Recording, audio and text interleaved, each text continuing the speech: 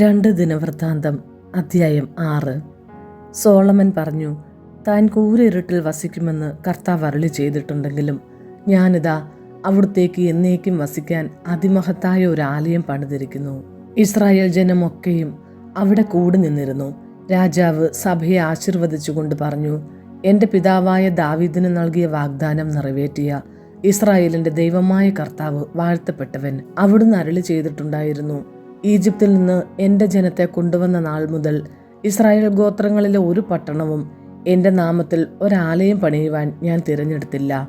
എൻ്റെ ജനമായ ഇസ്രായേലിന് അധിപനായി ആരെയും നിയമിച്ചതുമില്ല. എന്നാൽ ഇതാ, എൻ്റെ നാമം നിലനിർത്തുവാൻ ഞാൻ ജെറുസലേം തിരഞ്ഞെടുത്തിരിക്കുന്നു. എൻ്റെ ജനമായ ഇസ്രായേലിൽ അധിപനായി ദാവീദിനെയും നിയമിച്ചിരിക്കുന്നു. ഇസ്രായേലിൻ്റെ ദൈവമായ കർത്താവിൻ്റെ നാമത്തിൽ ഒരാലയം പണിയുക എന്നത് എൻ്റെ പിതാവായ ദാവീദിൻ്റെ ഹൃദയാഭിലാഷമായിരുന്നു. എന്നാൽ കർത്താവ് എൻ്റെ പിതാവായ ദാവീദിനോട് അരുളി ചെയ്തു, എൻ്റെ നാമത്തിൽ ഒരാലയം പണിയുവാൻ നീ ആഗ്രഹിച്ചല്ലോ, നല്ലതു തന്നെ. എന്നാൽ നീ ആലയം പണിയുകയില്ല. നിനക്ക് ജനിക്കാനിരിക്കുന്ന നിന്റെ മകനായിരിക്കും എൻ്റെ നാമത്തിന് ആലയം പണിയുക. കർത്താവ് തൻ്റെ വാഗ്ദാനം ഇന്നിതാ നിറവേറ്റിയിരിക്കുന്നു. അവിടുത്തെ വാഗ്ദാനമനുസരിച്ച് എൻ്റെ പിതാവായ ദാവീദിൻ്റെ സ്ഥാനത്ത് ഇസ്രായേലിൻ്റെ സിംഹാസനത്തിൽ ഞാൻ ഉപവിഷ്ടനായിരിക്കുന്നു. ഇസ്രായേലിൻ്റെ ദൈവമായ കർത്താവിൻ്റെ നാമത്തിന് ഞാൻ ആലയം പണിതിരിക്കുന്നു. ദൈവം ഇസ്രായേലുമായി ചെയ്ത ഉടമ്പടിയുടെ പേടകവും അതിനുള്ളിൽ പ്രതിഷ്ഠിച്ചിരിക്കുന്നു.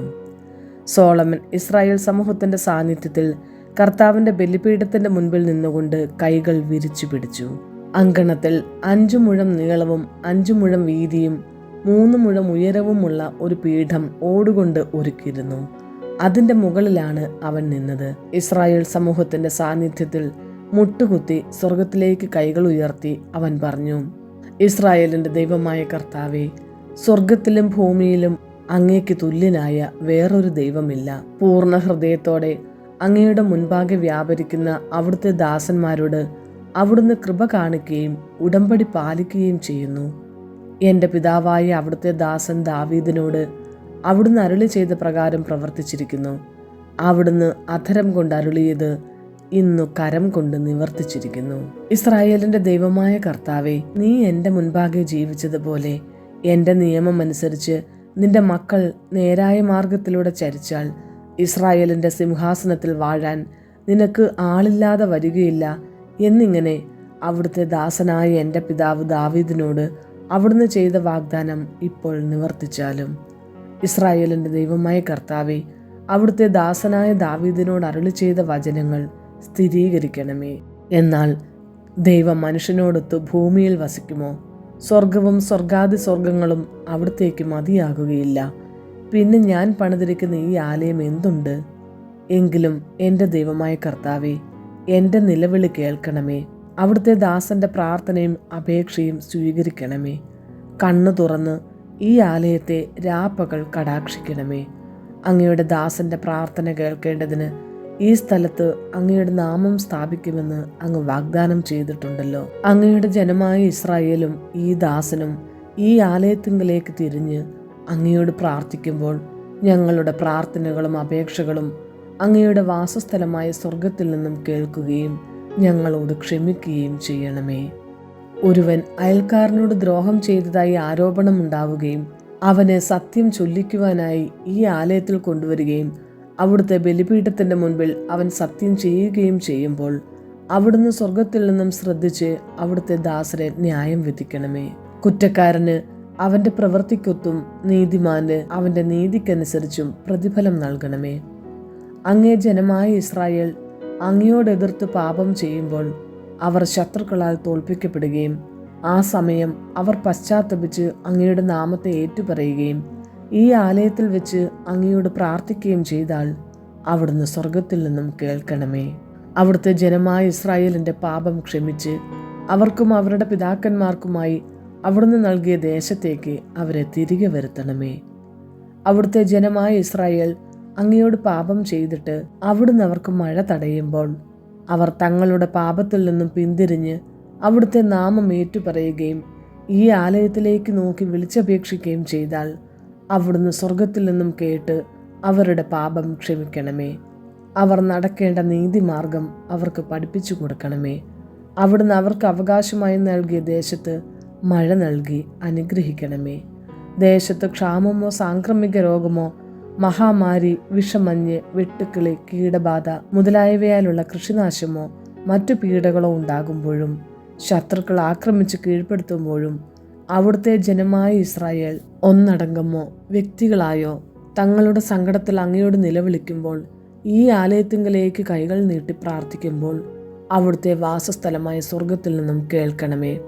അവരോട് ക്ഷമിക്കുകയും ഓരോരുത്തരുടെയും ഹൃദയം അറിയുന്ന അങ്ങ് അവരുടെ പ്രവൃത്തികൾക്കനുസരിച്ച് പ്രതിഫലം നൽകുകയും ചെയ്യണമേ. മനുഷ്യരുടെ ഹൃദയങ്ങളെ ശരിയായി അറിയുന്നത് അവിടുന്ന് മാത്രമാണല്ലോ. അവർ അവിടുത്തെ ഭയപ്പെടുകയും അവിടുന്ന് ഞങ്ങളുടെ പിതാക്കന്മാർക്ക് നൽകിയ ഈ ദേശത്ത് അവർ ജീവിച്ചിരിക്കുന്ന നാളെല്ലാം അവിടുത്തെ വഴിയിൽ നടക്കുകയും ചെയ്യട്ടെ. അതുപോലെ തന്നെ അവിടുത്തെ ജനമായ ഇസ്രായേലിയരിൽ ഉൾപ്പെടാത്ത ഒരു വിദേശി അവിടുത്തെ ശക്തമായ കരത്തിൻ്റെ പ്രവർത്തനങ്ങളെപ്പറ്റി കേട്ട് അങ്ങയെ തേടി വിദൂരത്തു നിന്ന് ഈ ആലയത്തിങ്കൽ വന്ന് പ്രാർത്ഥിച്ചാൽ അവിടുത്തെ വാസസ്ഥലമായ സ്വർഗത്തിൽ നിന്നും കേട്ട് അവൻ്റെ അപേക്ഷകളെല്ലാം സാധിച്ചു കൊടുക്കണമേ. അങ്ങനെ ഭൂമിയിലെ സകല ജനതകളും അവിടുത്തെ ജനമായ ഇസ്രായേലിനെ പോലെ അങ്ങയുടെ നാമം അറിയാനും അവിടുത്തെ ഭയപ്പെടാനും ഇടയാകട്ടെ. ഞാൻ പണിതിരിക്കുന്ന ഈ ആലയം അങ്ങയുടെ നാമത്തിലാണെന്ന് അവർ അറിയുകയും ചെയ്യട്ടെ. അങ്ങയുടെ ജനം അങ്ങ് അയക്കുന്ന വഴിയിലൂടെ ശത്രുക്കൾക്കെതിരെ യുദ്ധത്തിന് പോകുമ്പോൾ അങ്ങ് തിരഞ്ഞെടുക്കുന്ന ഈ നഗരത്തിനും ഞാൻ അങ്ങയുടെ നാമത്തിന് പണിതിരിക്കുന്ന ഈ ആലയത്തിനും അഭിമുഖമായി നിന്ന് പ്രാർത്ഥിച്ചാൽ അങ്ങ് സ്വർഗത്തിൽ നിന്നും അവരുടെ പ്രാർത്ഥനകളും യാചനകളും ശ്രവിച്ച് അവരെ വിജയത്തിലേക്ക് നയിക്കണമേ. അവർ അങ്ങേക്കെതിരെ പാപം ചെയ്യുകയും പാപം ചെയ്യാത്ത മനുഷ്യനില്ലല്ലോ.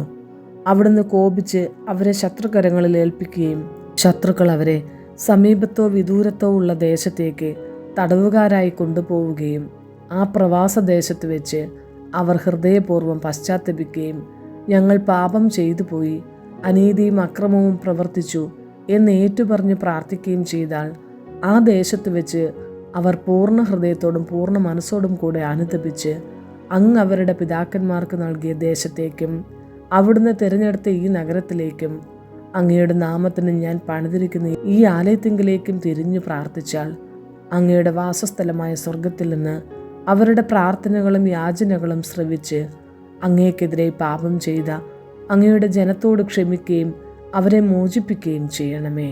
എൻ്റെ ദൈവമേ, ഇവിടെ വെച്ച് അർപ്പിക്കുന്ന ഈ പ്രാർത്ഥന ശ്രവിച്ച് ഞങ്ങളെ കടാക്ഷിക്കണമേ.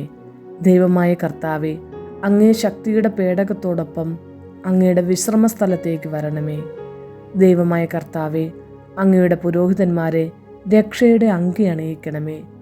അങ്ങയുടെ വിശുദ്ധന്മാർ അങ്ങയുടെ നന്മയിൽ സന്തോഷിക്കാനിടയാക്കണമേ.